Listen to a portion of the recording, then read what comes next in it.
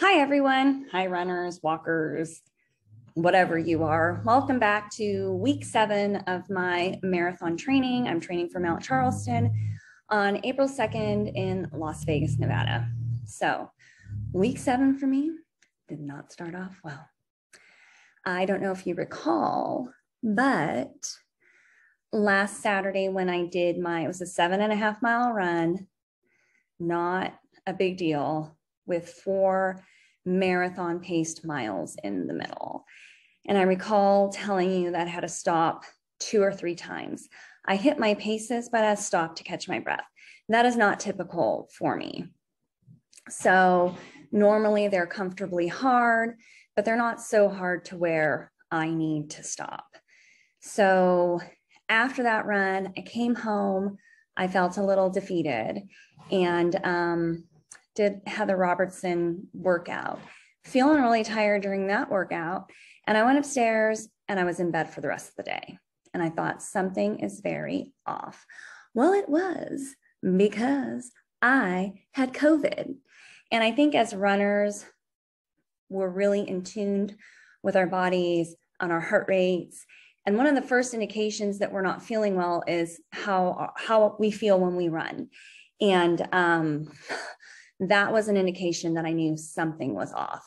I also had a scratchy throat, a new common symptom of COVID, also a common symptom of a common cold, of allergies, of anything else, of nasal, whatever, like wearing masks. I don't know, but it's a symptom of everything pretty much.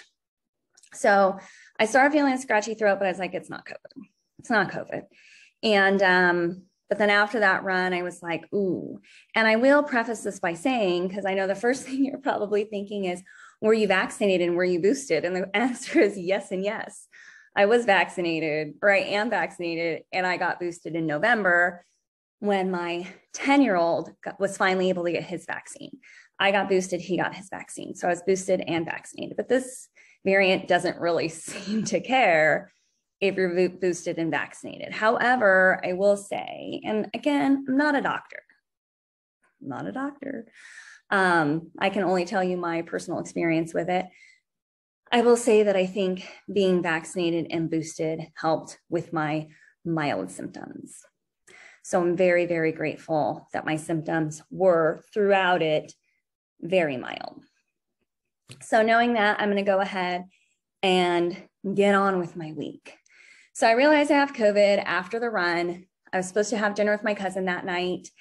And it took me a lot to get myself together. And I was like, you know what? When we were in Big Bear over Christmas, we bought a lot of those at-home tests. And thank gosh we did. Because I saw the writing on the wall. I was like, ooh, it's going to get bad. And I live in California and I live in LA County.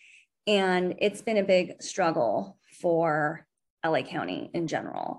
And I was just like, ooh, I wonder if they have these at-home tests in Big Bear. I was like, damn, go get those at-home tests. Go to every pharmacy, pick some up. Because as a teacher, I feel an extra level of responsibility because I want to keep my students safe. And, when you have 25 little kindergartners, that's a big, I think COVID in teaching, and again, this is a total side note, but it's been really emotional, especially if you're a teacher or you work, if your job has anything to do with the school. I think the burden that we feel not to get people sick is insurmountable and overwhelming at times. And so I was really grateful that I had those at-home tests and that I didn't go to work. Like, I trusted my body and I knew something was off, and I didn't go to work and I took that test and I realized I had it before I went back to work. Because if I didn't have those at-home tests, I would have gone to work on Monday because I felt pretty okay. I just felt like I had a cold. I had no fever. I had no body aches. I had no other symptoms other than the scratchy throat and a bit of congestion, which under normal circumstances, I would work through. I usually don't call in sick unless I'm like man down with a fever in bed and I cannot get out of bed. And that just wasn't the case with this. So anyway, thankfully, I had those tests. And then, you have the other guilty burden of, oh my gosh, there's no subs. And oh my gosh, the burden I'm now placing on the rest of the school by being out for the rest of the week. But the right thing is not always the easy thing. And the right thing to do is to stay home. So thankfully, my administration was really understanding and supportive. Like, they're not going to be, right? Of course they're going to be. And I ended up staying home for the week. So Sunday, I was like, I can't run my easy 6. I've got COVID, which is true. So I did not run on Sunday.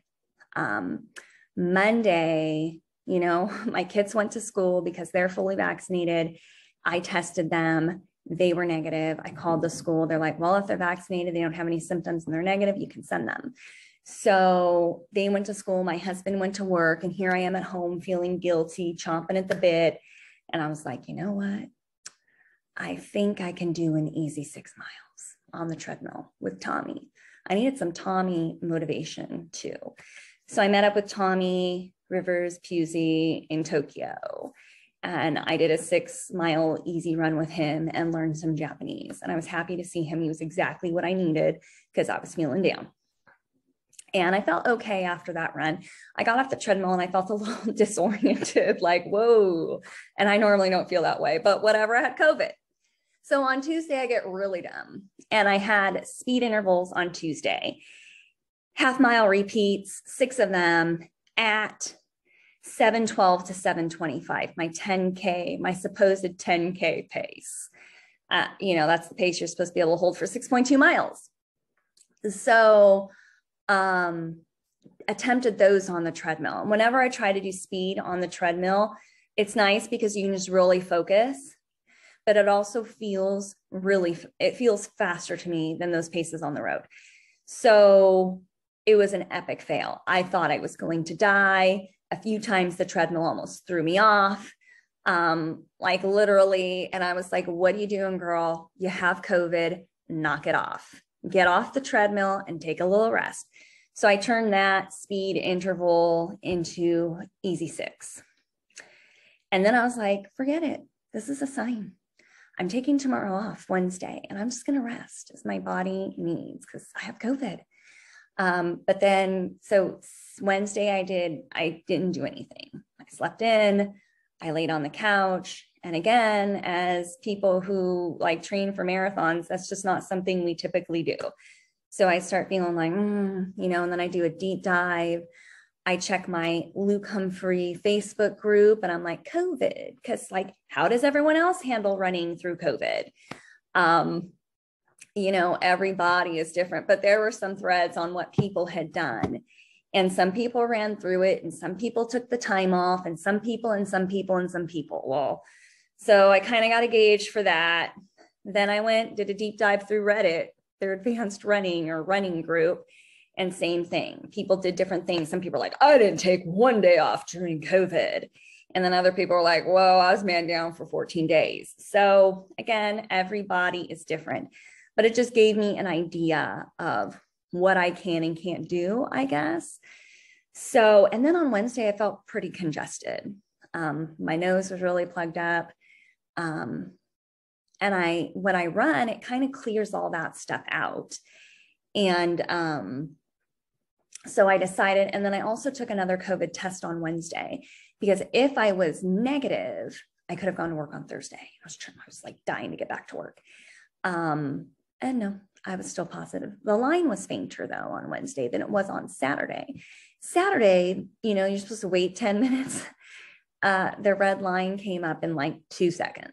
My husband's like, you're positive. I was like, stop it. He was like, no, you're positive. I was like, are you kidding me? He's like, no, you are. Really, I'm not joking.